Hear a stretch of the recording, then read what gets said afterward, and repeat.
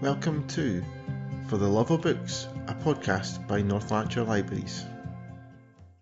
Hi everyone, welcome back to North Lanarkshire Libraries podcast For the Love of Books. My name is Chris Wilson, the E-Services Librarian, and for today's podcast I met up with a local author, Mike Kernan, who told me all about his the books that he's been writing and how he got them published and stuff like that. I think you'll find it quite an interesting wee chat, and we do have the two books that we talk about in stock, so you can check them out on our library catalogue afterwards if you think they are something you might fancy reading. So, without further ado, let's get on with our interview with Mike.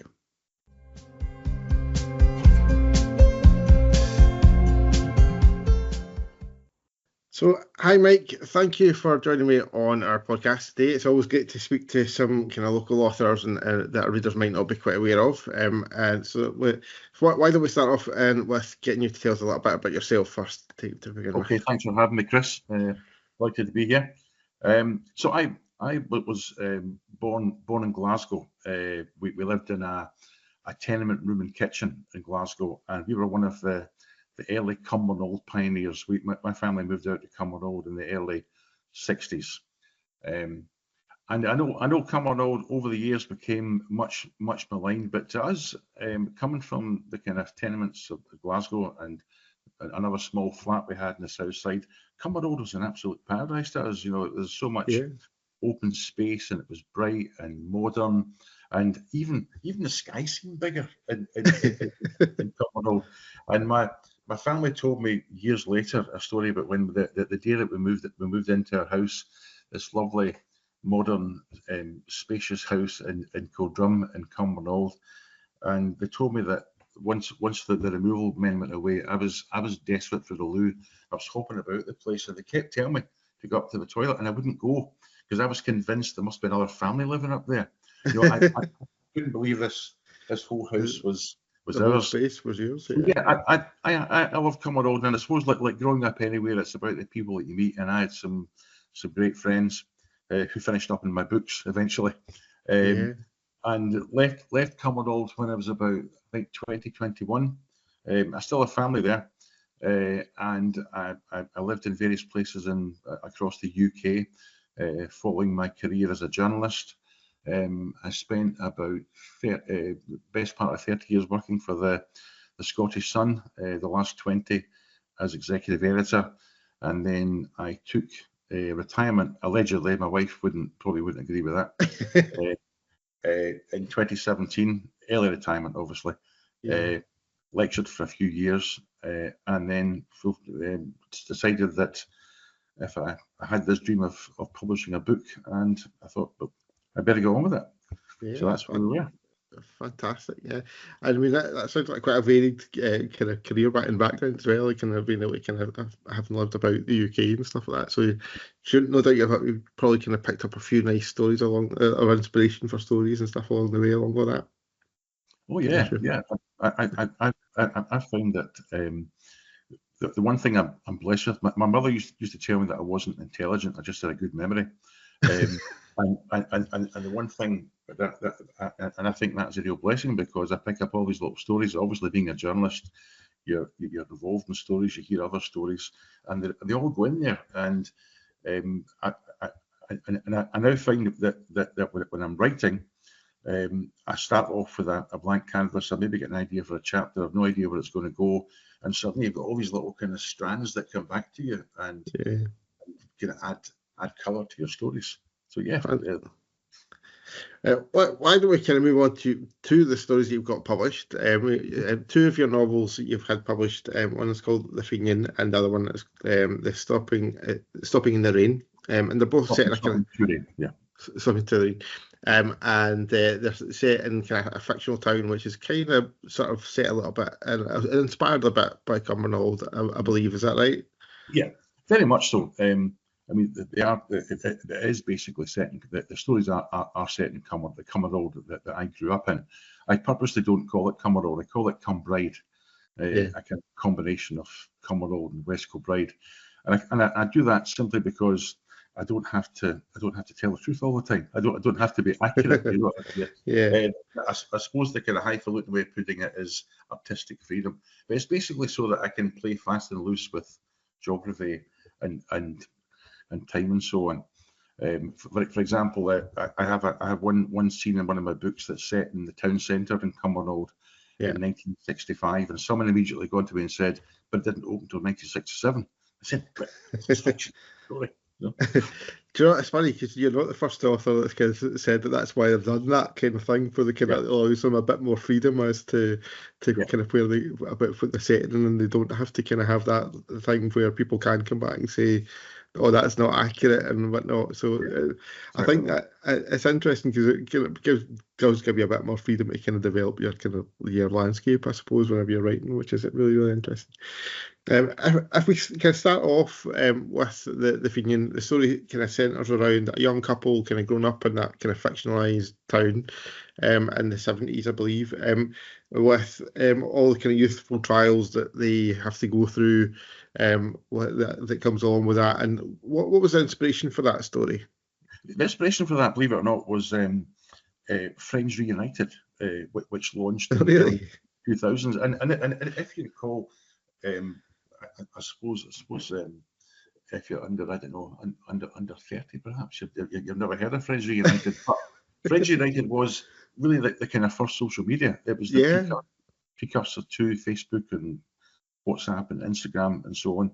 So when it came along, it was this like wonderful thing where you could suddenly connect with people from your past. And as a journalist, there were so many stories that emerged from it. People meeting up and having affairs with old girlfriends and leaving their family. There was just a kind of a goldmine of stories.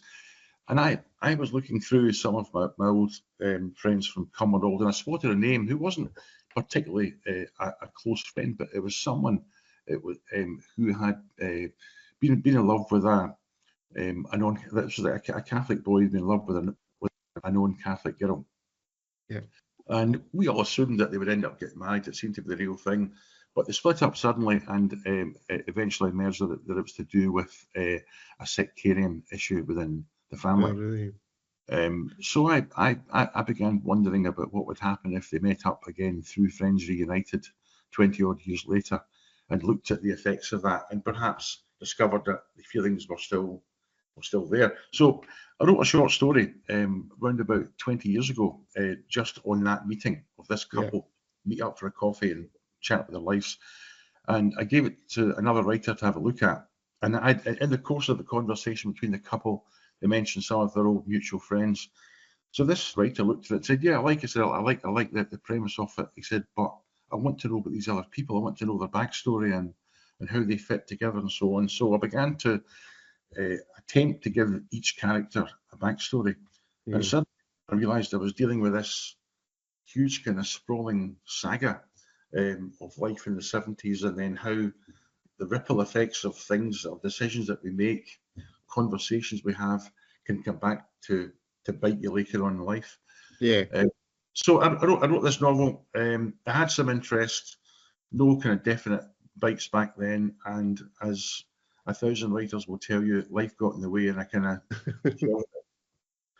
Yeah, and I think that's. I mean, it must be kind of a bit of a frustrating thing being a writer, kind of being putting all that effort into kind of writing about, and then kind of struggling a little bit with getting to the publishing side of things, which we'll get to a little wee bit later on about how you kind of solved that. But you also described the second book, Stopping Terrain, as a kind of accidental sequel. So I take it you didn't really tend to set out to write it as a sequel initially. No, I didn't. I've got in my head a 5-novel plan. I've got 5 novels I want to write before either the heart or the brain or both pack in. And so and there was definitely a plan for only one book about my youth. That was The Fenian. So I wrote that, put it aside, let's go on to the next one. And I was really kind of blindsided by the reaction from readers. It was absolutely astonishing. I just didn't see this coming. I've never in my life read a book and thought, I must contact the author and tell him what it meant to me. But I was overwhelmed with the response.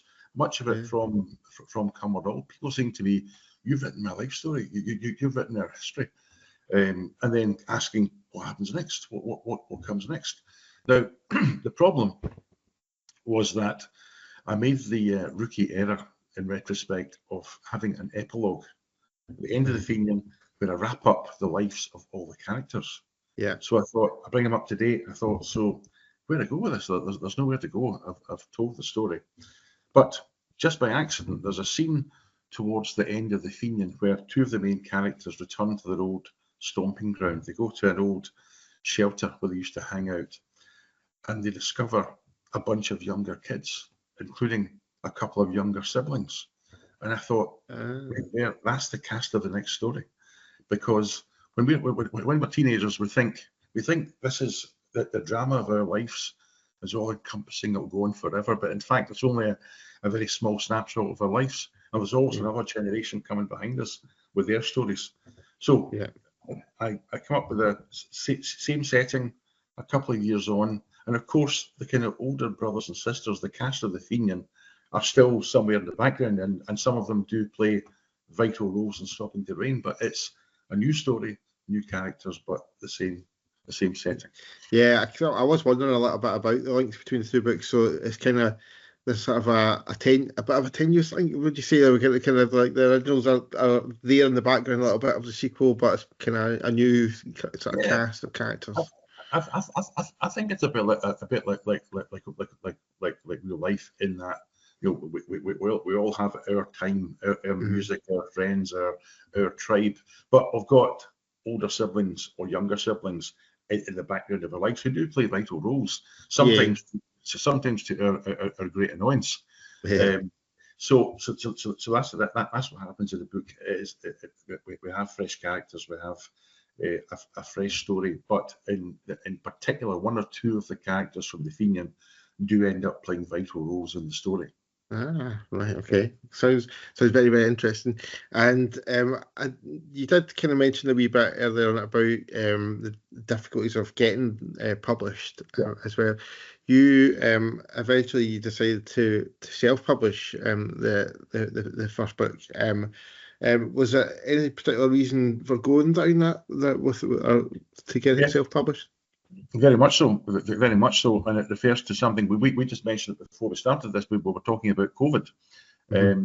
So when I retired, allegedly retired in 2017, I had it in mind that I've always had this ambition to get a book, to publish a book, but then I get involved in lecturing for a couple of years.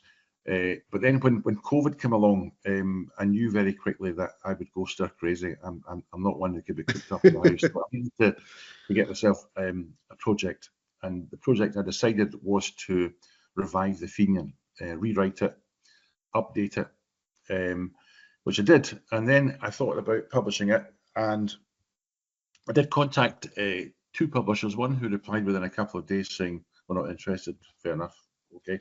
Another one who said, "Yeah, we like it, but we're a bit uncertain about what's going to happen, so we don't really want to take on anything."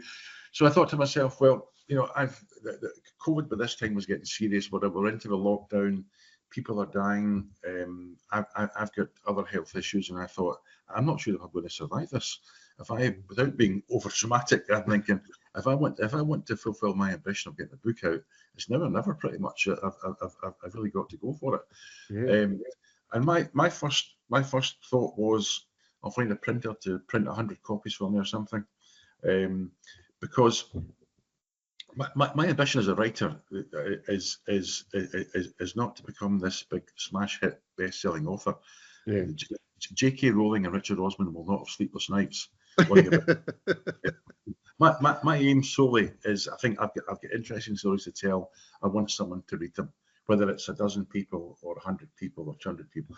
So I was going to do that, and then I discovered KDP, which is the Amazon arm of self-publishing, which to me opens a lot of doors. You can think what you like about Amazon, the big corporation and so on, but it opens a lot of doors for people in that there's no upfront expense. Yeah. You can publish your book straight onto Kindle. You can have a print on demand paperback service. So I did this, I put the book together. I have obviously, having worked in journalism, I've got a lot of ex-colleagues who edited the book for me, who went through it with a fine-tooth comb. My son-in-law is a graphic artist, so he did a wonderful cover for me, and I put it out there with not a lot of expectation, and I was just astonished at the response to it. The sales were, it sold extremely well, and still 4 years on, it's still selling extremely well. Loads of great feedback, loads of great reviews. So I'm very pleased that I'm down that route. It's not without its pitfalls. Self-publishing does have a lot of pitfalls. Chiefly that, unlike your authors who are with traditional publishers, you can't finish the book and then go off on holiday to Barbados for a couple of weeks and come back and write. You are publisher, marketing manager, promotions manager. You have to do it all. It doesn't matter how good your book is if no one's heard of it, if no one knows about it, then it's worthless. So you have to be on it all the time. But then it is your baby, so you're proud to go and push it. Of course, yeah. And I think that is one of the interesting things about self-publishing is that you do hear a lot when you're talking to authors, and including published authors from big publishers now, that there is always that struggle to get published initially, and I think that kind of self-publishing route does kind of open that avenue a little bit from taking away those kind of barriers of, like, I've heard authors saying things like, yeah, we really like your book, but we've already got our quota of Scottish authors that kind of, and it seems a bit kind of silly almost that they would kind of wouldn't take a book that they think is good because of a bit of a kind of minor reason, really, so it's really should come down to the quality of the book rather than just whether the nationality of the author or something, like. I think it is a difficult one, and there's no question that there are huge advantages to being traditionally published. And perhaps if I'd been 30 or 40 or even 50, I might have thought, well, I can afford 2 or 3 years while somebody makes up their mind that it sits in a slush pile and all that kind of stuff. I mean, I think I heard something like, the 2 figures I heard, that something like 1 in 1,000 books gets picked up.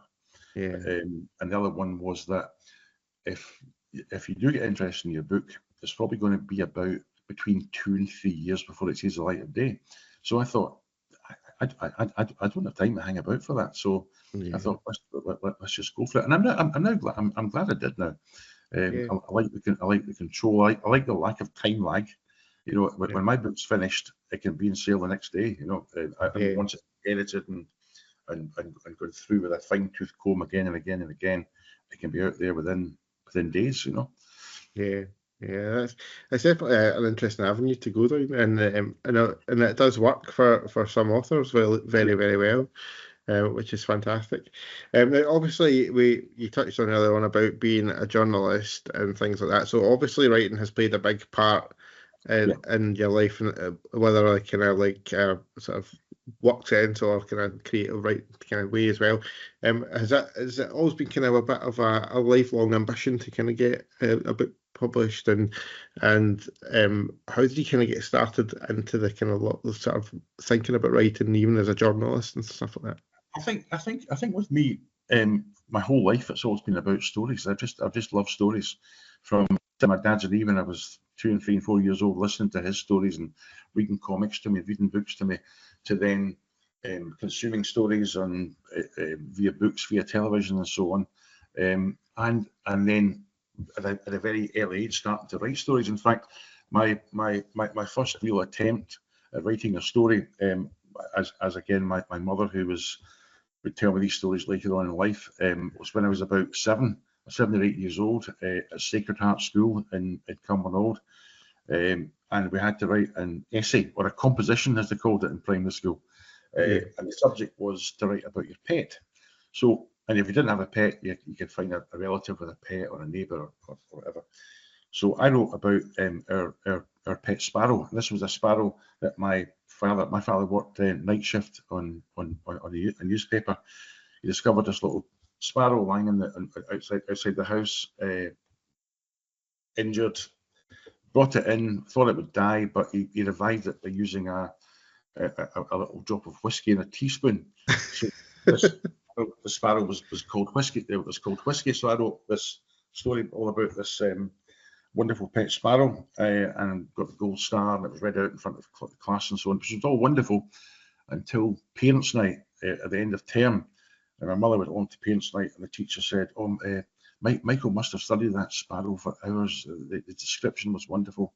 And my mother said, "What sparrow?" The whole thing was made up. So that was my first attempt at creative writing. It was obviously convincing as well, so you obviously did a very good job. So it went from there. As you say, that the natural route was then to become a journalist, become a reporter, and write about stories, and then probably for the second part of my career, I get into editing. So I was more about kind of organising other people's stories and thinking of ways, the best ways to present stories, rather than doing it myself. Yeah, it must be quite an interesting job, I think, being a journalist and kind of having kind of working in that world and kind of putting together stories to make it kind of, like you say, kind of present it well for people, the readers and stuff like that as well. It's obviously links very well with kind of the sort of world of being an author at the same time. You know, kind of a lot of kind of, I would imagine there'd be a lot of kind of crossover skills involved in kind of putting together all the stuff.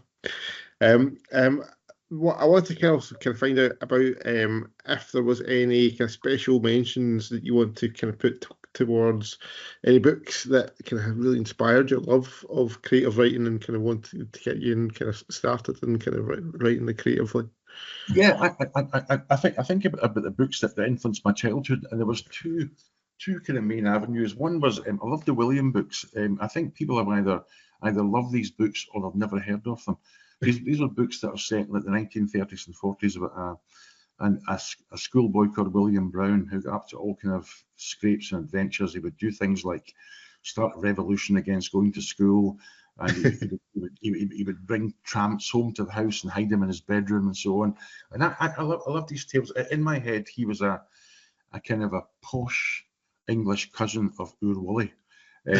But the interesting thing, what was interesting to me was that as a result of reading these books, I grew up with this kind of anti-English prejudice, because this boy William, on the face of it, is an ordinary schoolboy, but his family have a maid, a gardener, and a cook who he addresses as cook. He has this kind of distant father who comes home from the city each night and mustn't be disturbed because he's sitting in the drawing room with his Evening Standard, and then they've got a garden big enough to hold garden fetes to raise funds for the church roof. And I grew up thinking, this is how English people live. This is why have they everything and we don't? But then the other book that's the kind of the complete opposite of that, and the one that most influenced me, was a book I read in first year at high school called The Goalkeeper's Revenge. The Goalkeeper's Revenge was a collection of short stories by a guy called Bill Naughton, who was more famous as a playwright. He wrote the film Alfie and Port and Summer Wine, and these were kind of real, kind of gritty Northern England stories, short stories about growing up. And you know, having grown up in the William books and the famous five, where everything finished with lashings of ginger beer and jolly daffodils and stuff. This was these were real kind of grimy industrial setting books, and they were tough. And I remember the one particular story, and this is, so you're now going back 50 odd years, so it tells you how long this has stuck with me. There was one particular story about two boys who had a go-kart race, and one is a rich kid who's got this kind of factory built stainless steel machine.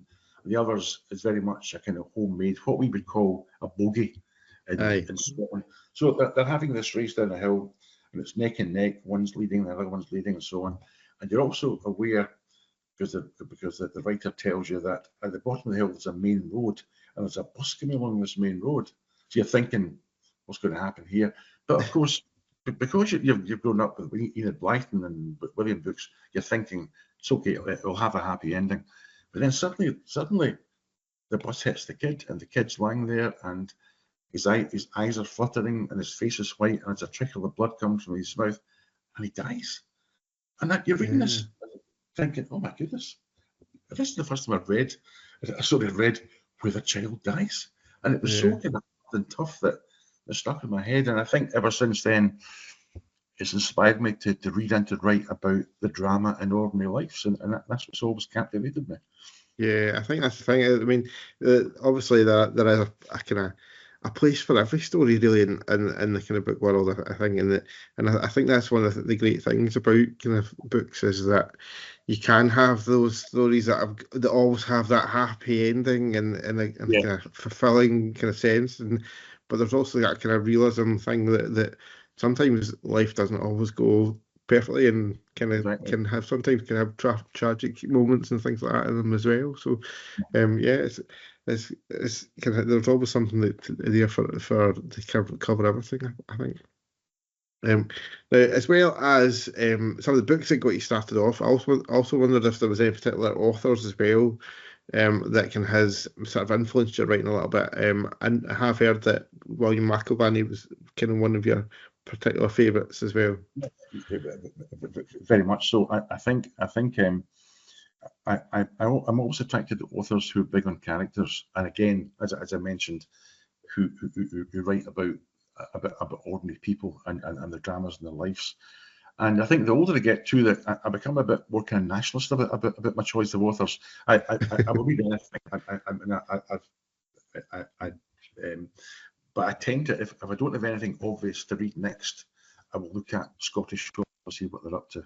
Denise Val McDermid. But my literary hero is William McIlvanney, and I must tell you my McIlvanney story. Many years ago, probably towards the end of the 1980s, I spent an evening and a night in Newton Stewart. I was being interviewed for a job as editor of a local paper. So I decided to stay overnight in a bed and breakfast. I was living in England, so it was a long trek back. Yeah.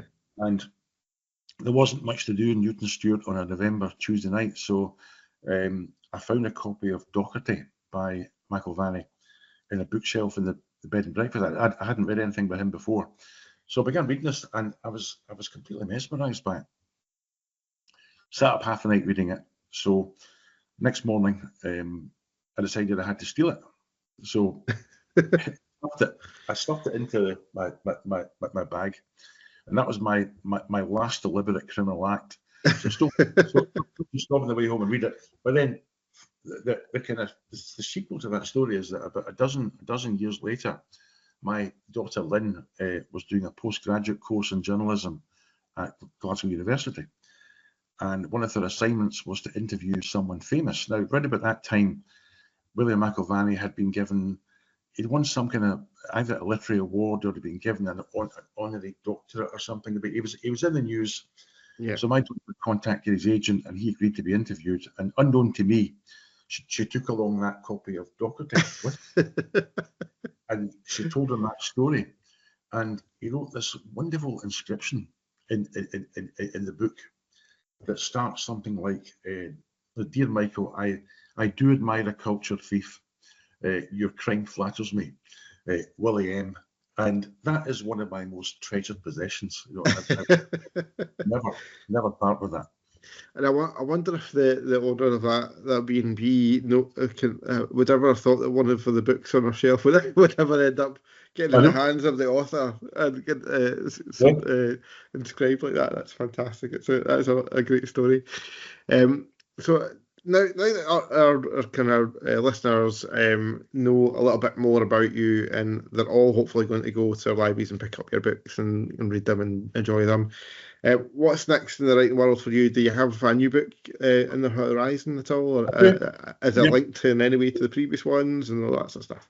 Well, if Stopping to Rain was the accidental sequel to The Fenian, the next one is the even more accidental sequel to Stopping to Rain.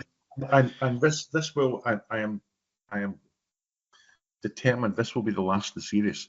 When I was writing Stopping to Rain, as with The Fenian, I tried to give all of the characters a backstory. And there were two particular characters who I began to write about. And their story converged. The stories converged, and they grew and they grew at arms and legs and got bigger and bigger and bigger until I realised it was threatening to overwhelm the main plot. Mm-hmm. So I did a quick copy and paste, took that chunk out of it, and realised I've written about 70,000 words on this backstory alone. So I thought, this is too big. This is going to be the next book. So this will be the next one. Two of the characters from Struck to End, who I won't reveal in case anyone's read it. No spoilers. And it's about their relationship. The working title is Mad Gravy. And I think it's probably about 80% written. And I'm aiming to have it out by about next spring. So is that going to be another kind of self-published one to kind of watch it? Yes, definitely. And then after that, I've got ideas for several different things that are not connected, which I'm determined this will be the last Cumbernauld book, or the last Cumbernauld book. On to something else next. So that's kind of like, it's almost like the big crescendo of the storyline to kind of end it all with. Yeah, fantastic. And finally, I think before we kind of finish up, I thought I would kind of find out if there is any particular kind of books that have been kind of getting you to kind of turn the page recently. Obviously, you mentioned there you kind of do quite like kind of Scottish crime books and things like that sort of stuff. So, is there anything recently that you can maybe would recommend to any of our listeners to kind of pick up if they've enjoyed? I can mention two books. I've just finished a couple of days ago. I finished The Hotel Avocado by Bob Mortimer. Now, I tend to be pretty much against celebrity novels. I know some of them are terrific writers. And this is not jealousy, because I've told you my own reasons for self-publishing, but I know there are many young writers in particular who really struggle to get a book deal, and who are extremely talented people, and I feel as if the whole celebrity thing it's playing queue jumping, and as I say, I don't doubt many of them are very good, but I do make an exception for Bob Mortimer. And which exposes me as a hypocrite, I know that. But Bob Mortimer is my comedy hero. I'm not a mad obsessed fan, but we do have a little bit of a connection in that we both went through major heart surgery pretty much at the same time. And I know his recovery goal was to perform, and one of my recovery goals was to go and see him perform. So I've always felt that a little bit of connection. So I've just finished The Hotel Avocado. His first book was called The Satsuma Complex, which was a very kind of quirky, well-plotted thriller with a nice little sweet romance tagged onto it.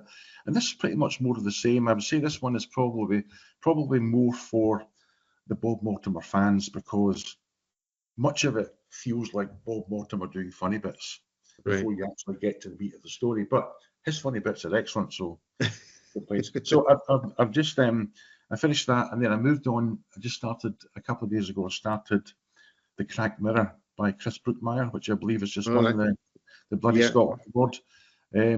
I've seen Chris at a couple of book events, and he's talked about this book. I thought I'll give it a go, and so far it's absolutely gripping. It's brilliant. Fantastic. Those are two fantastic books to kind of, for anyone who might kind of fancy them, to check out as well. And of course, we would recommend that everyone goes and checks out your books as well, Mike, from our libraries. And I was just wondering, when you were talking there about Bob Mortimer, did you get a chance to see him yet? I've seen Bob Mortimer performing a few times. Our other connection is that we're both into fishing in a big way. He's got the fishing show on television. I actually wrote a fishing book a few years ago, a non-fiction fishing book, which I sent off to him. Nice little reply via his agent. Fantastic. Yeah, good guy. And that's at least another nice wee connection that you guys have got there as well. So that's what we Mike, thank you for coming along and telling us all about your books and stuff like that. And we hopefully will eagerly await the third book and the Cumbernauld books coming out. And it was lovely to find out a wee bit more about you as a person and also as a writer. Thank you. Thoroughly enjoyed it. Thank you.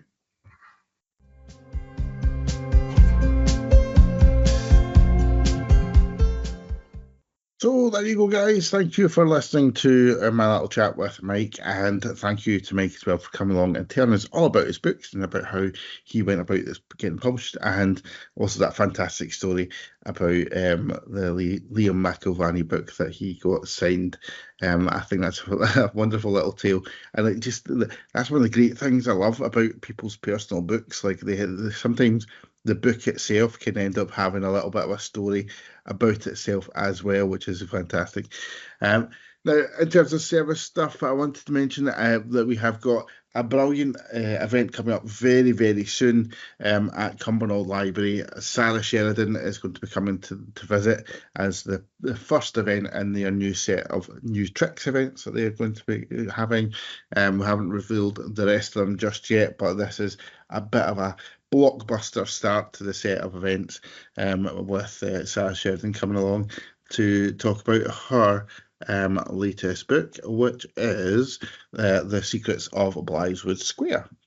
So it's a free event to come along to. There, you do have to book a place, so contact Cumbernauld Library if you do fancy coming along to that. You can do that by calling them on 01236 632 702. And you can book a place with them directly for that. And it'll be a fantastic event for sure, for definite. I've actually met Sarah before, and she's a great speaker, and she no doubt will be a fantastic event for anyone who comes along. I hope you've enjoyed listening to today's podcast, guys. We will be back again very, very soon with another episode. And until then, enjoy listening to all the rest of the podcast if you have not caught up with them yet. Bye for now.